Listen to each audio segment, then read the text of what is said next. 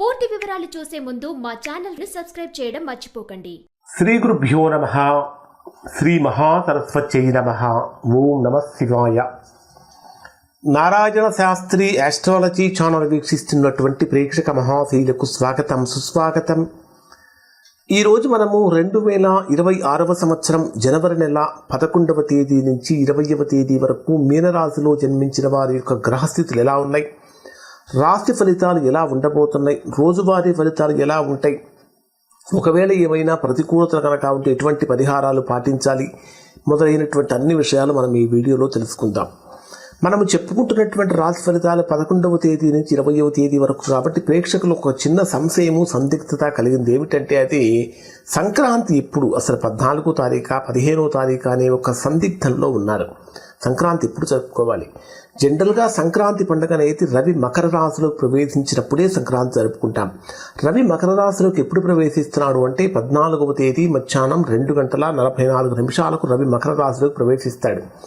కాబట్టి ఖచ్చితంగా 14వ తేదీన మాత్రమే మనము ఈ సంక్రాంతి పండుగ జరుపుకోవాలి. అంటే 13వ తేదీ భోగి గోదా కళ్యాణము, 14వ తేదీ మకర సంక్రాంతి, 15వ తేదీన వచ్చేటప్పటికి మనకు కనుమ మొదలైనటువంటి పండుగలు జరుపుకుంటూ ఉంటాం.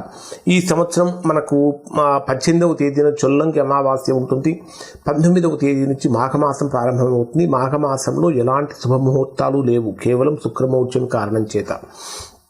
మరి ఇప్పుడు గ్రహస్థితిని కనుక పరిశీలిస్తే మీనరాశి వారికి ఎలా ఉంటుందంటే, ప్రధానంగా ఈ 10 రోజుల కాలంలో సంచరించేటటువంటి గ్రహాల యొక్క స్థితి మొత్తము కూడా చాలా గంభీరంగా ఉంది.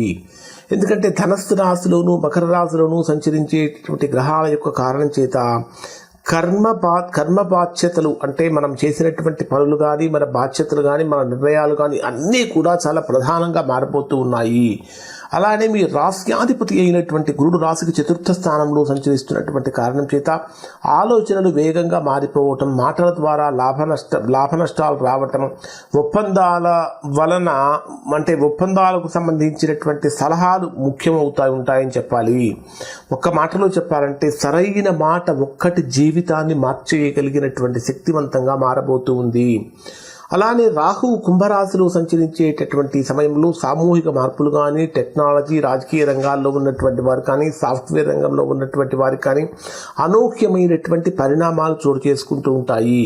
కేతువు సింహరాశిలో సంచరించేటటువంటి సమయంలో కొంత వ్యామోహం తగ్గించుకోవాలి, పేరు ప్రతిష్టల కోసం ఆరాటపడటం తగ్గించుకోవాలి, కొద్దిగా అహంకారాన్ని తగ్గించుకుంటే చాలా మంచిది. ఇక జనవరి 14వ తేదీన రవి ధనుర్రాశిలోకి ప్రవేశిస్తూ ఉంటాడు. ఎప్పుడైతే రవి మకర రాశిలోకి ప్రవేశిస్తుంది అంటే 14వ తేదీ వరకు ధనుర్రాశిలో ఉంటాడు. 14వ తేదీ మధ్యాహ్నం 2:44 మకర రాశిలోకి ప్రవేశిస్తాడు. ఎప్పుడైతే రవి ధనస్సు మకర రాశిలో సంచరిస్తూ ఉంటాడో ధర్మబద్ధమైనటువంటి ఆలోచనలు, నిజాయితీ, నైతిక బలం మీలో పెరుగుతూ ఉంటాయి. మీకు తెలియకుండానే చేసేటటువంటి ఆలోచన చాలా ధర్మబద్ధంగా మారుతూ ఉంటుంది, నిజాయితీగా ఉంటారు, నైతిక బలం పెరుగుతూ ఉంటుంది. 14వ తేదీ మధ్యాహ్నం 2:44 తర్వాత రవి మకర రాశిలోకి వెళ్ళగానే పని ఒత్తిడి కొద్దిగా పెరుగుతూ ఉంటుంది, బాధ్యతలు పెరుగుతూ ఉంటాయి, అధికార వ్యవహారాలలో స్పష్టంగా ముందుకు వస్తూ ఉంటాయని చెప్పాలి. ఇక శుక్రుడు మకర రాశిలో ఉండేటటువంటి ఈ రోజులలో శుక్రుడు మకర రాశిలో సంచరిస్తున్నాడు. అష్టమాధిపతి అయిన శుక్రుడు మకర రాశిలో అంటే లాభస్థానంలో సంచరించేటప్పుడు రావాల్సిన ధనం ఏదైతే ఉంటుందో చక్కగా చేతికి అందుతుంది. చాలామంది మీకు ఇవాళ రేపు అని వాయిదాలు వేసినటువంటి వారు కూడా మీ అవసరాలు గుర్తించి మీకు ధన సహాయం చేసేటటువంటి అవకాశం కూడా ఇక్కడ ఈ రాశి వారికి ఖచ్చితంగా కనిపిస్తూ ఉంది. పోటీ పరీక్షలు అటెండ్ అయ్యేటటువంటి వారు ఖచ్చితంగా కాంపిటేటివ్ ఎగ్జామ్స్లో ముందుకు వెళ్ళగలుగుతూ ఉంటారు. నిరుద్యోగులుగా ఉన్నటువంటి వారు చేసే ఉద్యోగ ప్రయత్నాలు కూడా ఫలిస్తూ ఉంటాయి.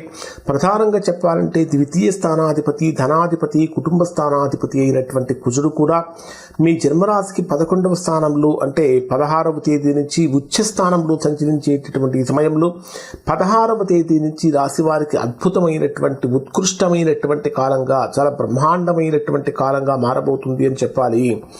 మరి డేవైజ్గా కనుక పరిశీలిస్తే మీనరాశి వారికి ఎలా ఉండబోతుందంటే 11వ తేదీ ఉదయం నుంచి 13వ తేదీ సాయంత్రం 5:21 వరకు ఉండేటటువంటి రోజులు కొద్దిగా ప్రతికూలత కలిగిస్తూ ఉంటాయి.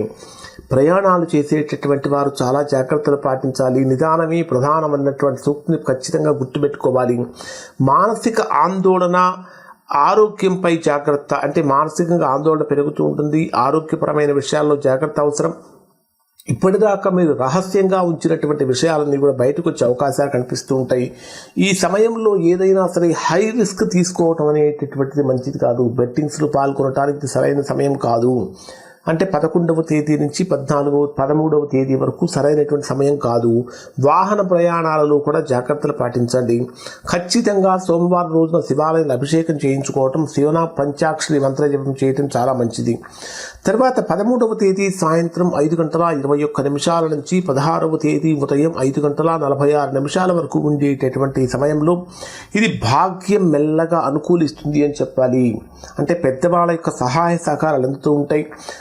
అంటే ఎడ్యుకేషన్ పరంగా కానీ, ఇంటర్వ్యూస్కి అటెండ్ అయ్యేటటువంటి వారికి కానీ, న్యాయ వ్యవహారాలకు సంబంధించినటువంటి విషయాల్లో కానీ మంచి కాలంగా మారబోతూ ఉంటుంది. ఆగిపోయినటువంటి పనులలో కదలిక ప్రారంభమవుతుంది అని చెప్పాలి. ఇక్కడ గురువారం రోజున పసుపు రంగు వస్త్రాలు కనుక దానంగా సమర్పించినట్లయితే మంచి ఫలితాన్ని పొందుతారు.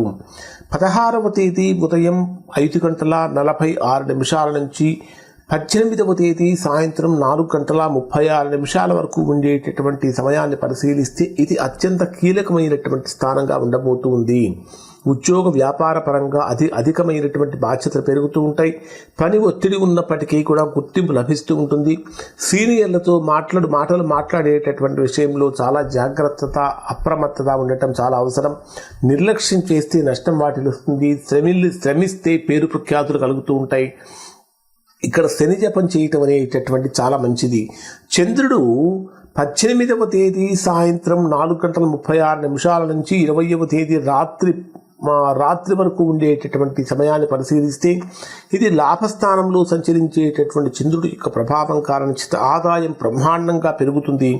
స్నేహితుల ద్వారా అవకాశాలు వస్తూ ఉంటాయి. ఆగిపోయిన డబ్బులన్నీ వచ్చే అవకాశం ఉంటుంది. వ్యాపారస్తులకు, రాజకీయ రంగంలో ఉన్న వారికి, సోషల్ మీడియాలో ఉన్నటువంటి వారికి, సాఫ్ట్వేర్, టీచింగ్ ప్రొఫెషన్, బ్యాంకింగ్ సెక్టార్లో ఉన్నటువంటి వారు చాలా గొప్ప ఫలితాలు పొందే అవకాశం ఉంటుంది. ఇక్కడ మీరు లక్ష్మీదేవి ఆరాధన కనుక చేసినట్లయితే విశేషమైనటువంటి ఫలితాన్ని పొందుతారు. ఈ 10 రోజులు మీనరాశి వారిని కనుక మనం పరిశీలిస్తే పరీక్షలు ప్లస్ అవకాశాలు ఈ రెండూ కలిసి వస్తాయి. అంటే కొన్ని రకాలైనటువంటి పరీక్షలు వస్తూ ఉంటాయి, కొన్ని రకాలైన అవకాశాలు వస్తూ ఉంటాయి. వాటిని రెండింటినీ సమానంగా కనుక ఫేస్ చేయగలిగితే ఆరంభంలో ఒత్తిడి ఉన్నప్పటికీ చివరిలో లాభం కలుగుతుంది. ఇదే ఈ 10 రోజులలో ఉండేటటువంటి ప్రత్యేకత. జనరల్గా ఇప్పుడు చెప్పినటువంటి ఫలితాలు మీనరాశిలో ఉన్న అందరికీ వర్తిస్తాయి. ఎవరికైతే వర్తించడం లేదో, ఎవరైతే తీవ్రమైన ప్రతికూలతలు పొందుతున్నారో దానికి కారణం ఏమై ఉంటుందంటే వారి యొక్క వ్యక్తిగత జాతకంలో ఏర్పడినటువంటి దోషం యొక్క ప్రభావం అయి ఉంటుంది. అటువంటి సందర్భంలో ఒకసారి మీరు మీ యొక్క వ్యక్తిగత జాతకాన్ని విశ్లేషణ చేయించుకొని దోషం ఎక్కడుందో తెలుసుకొని దోష నివారణ కనుక చేయించుకుంటే చక్కగా సత్ఫలితాన్ని పొందుతారు. ఇవి మీనరాశి వారికి సంబంధించినటువంటి ఫలితాలు. ఇప్పుడు చెప్పినటువంటి 11వ తేదీ నుంచి 13వ తేదీ వరకు కొన్ని జాగ్రత్తలు చెప్పాను. ఆ పరిహారాలు కనుక ఖచ్చితంగా పాటిస్తే తీవ్రమైనటువంటి ఇబ్బందులు కలగకుండా ఆనందం వైపుకు అడుగులు పడతాయి. ఇవి మీనరాశి వారికి సంబంధించిన ఫలితాలు. శుభం.